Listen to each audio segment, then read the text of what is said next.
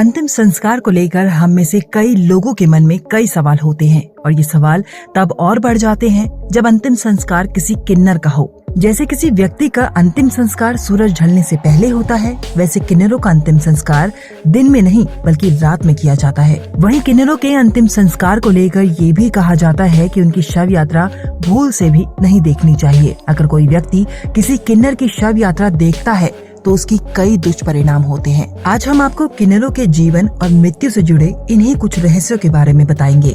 ये तो हम सभी को मालूम ही है कि हमारे मंगल कार्यों में किन्नर जरूर आते हैं और इन कार्यों में आकर किन्नर हमें आशीर्वाद देते हैं। अब ये कार्य चाहे जन्म समारोह हो, मुंडन कार्यक्रम हो या फिर शादी समारोह, ये किन्नर इन सभी मंगल कार्यों में आते हैं, तालियां बजाते हैं, नाचते हैं, गाते हैं और उस परिवार को बधाई देते हैं। इसके बदले में परिवार उन्हें अपनी खुशी से बधाई के रूप में पैसे देते हैं। कहते हैं कि किन्नरों की बददुआ कभी नहीं लेनी चाहिए। यही कारण है कि जब किन्नर किसी से बधाई के रूप में पैसे मांगते हैं तो ज्यादातर लोग उनके साथ आनाकानी नहीं करते और उन्हें आराम से पैसे दे देते हैं।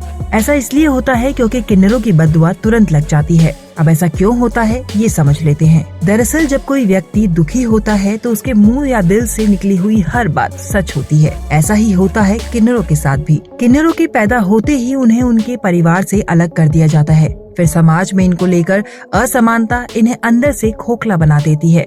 इनके साथ किया गया दुर्व्यवहार भी इन्हें अत्यंत दुखी करता है। जन्म से लेकर मरने तक एक किन्नर कई प्रकार के दुख और यातनाएं झेलता है। यही कारण है कि किन्नर के मुंह से निकली हुई बददुआ सच हो जाती है। ये तो बात हुई कि कैसे किन्नरों की हर बात सच हो जाती है। अब आपको बताते हैं कि आखिर कैसे दुनिया में किन्नरों की उत्पत्ति हुई। ऐसा कहा जाता है कि किन्नरों की उत्पत्ति ब्रह्मा जी की छाया से हुई थी। वहीं ज्योतिष शास्त्रों के मुताबिक वीर्य की अधिकता से बेटा जन्म लेता है और रज यानी कि रक्त की अधिकता से बेटी जन्म लेती है। अब एक किन्नर तब जन्म लेता है जब वीर्य और रज दोनों ही बराबर मात्रा में हो। अब आते हैं इस पर कि कैसे किन्नरों की दुआ तुरंत लग जाती है। जितना एक किन्नर का जीवन कष्टदायक होता है उतनी ही शुभ इनकी जुबान भी होती है। अगर एक किन्नर किसी को दुआ दे दे तो वो हमेशा सुखी और उज्जवल जीवन व्यतीत करता है। लेकिन आपको बताते हैं कि कैसे किन्नरों की जुबान शुभ होती है। दरअसल किन्नरों को भगवान श्री राम द्वारा वरदान दिया गया था कि यदि कोई किन्नर किसी दुखी या परेशान व्यक्ति को दुआ दे दे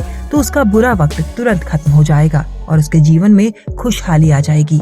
वहीं ये भी कहा जाता है कि किन्नरों द्वारा दिया गया सिक्का यदि कोई व्यक्ति अपनी तिजोरी या फिर पर्स में रख ले तो उसके पास धन की कभी कोई कमी नहीं होती। ये तो हुई किन्नरों के जीवन से जुड़ी कुछ बातें। अब आपको बताते हैं किन्नरों की मृत्यु और उसके आसपास के समय के रहस्यों के बारे में। जब किसी किन्नर की मृत्यु होने वाली होती है तो उन्हें अपनी मृत्यु का एहसास पहले ही हो जाता है। अपनी मृत्यु से 4-5 दिन पहले ही उन्हें ये पता लग जाता है कि वो मरने वाले हैं। ऐसे में वो खाना पूरी तरह से छोड़ देते हैं और अपनी मृत्यु तक केवल पानी ही पीते हैं। किन्नर की मृत्यु से पहले सभी अन्य किन्नर उससे आशीर्वाद लेने आते हैं। ऐसी मान्यता है कि जब किसी किन्नर की मौत का वक्त पास होता है तो उसके द्वारा दी गई हर दुआ पूरी जरूर होती है।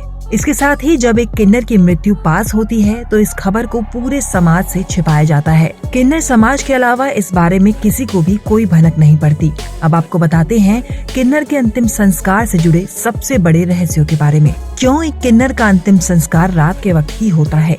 क्यों इनकी अंतिम यात्रा देखना वर्जित होता है?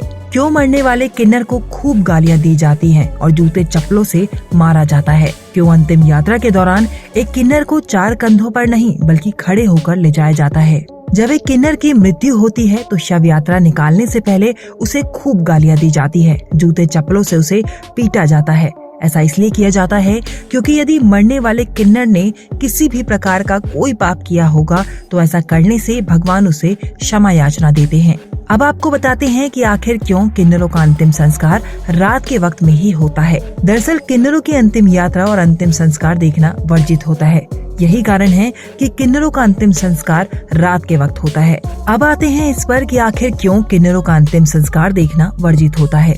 ऐसा माना जाता है कि यदि कोई व्यक्ति किन्नर की अंतिम यात्रा या फिर अंतिम संस्कार देख ले तो मरने वाला किन्नर अगले जन्म में भी किन्नर ही पैदा होता है। वहीं अंतिम यात्रा के दौरान मरने वाले किन्नर को 4 कंधों पर नहीं बल्कि खड़े होकर ले जाया जाता है और साथ ही इनके शव को जलाया नहीं जाता बल्कि दफनाया जाता है। वहीं जब एक किन्नर की मौत होती है तो पूरा किन्नर समुदाय 1 हफ्ते तक भूखा रहता है। तो किन्नर समुदाय से जुड़े इन रहस्यों के बारे में जानकर आपको कैसा लगा हमें कमेंट करके जरूर बताइएगा। वीडियो अच्छी लगी हो तो वीडियो को लाइक, शेयर और चैनल को सब्सक्राइब जरूर कीजिएगा।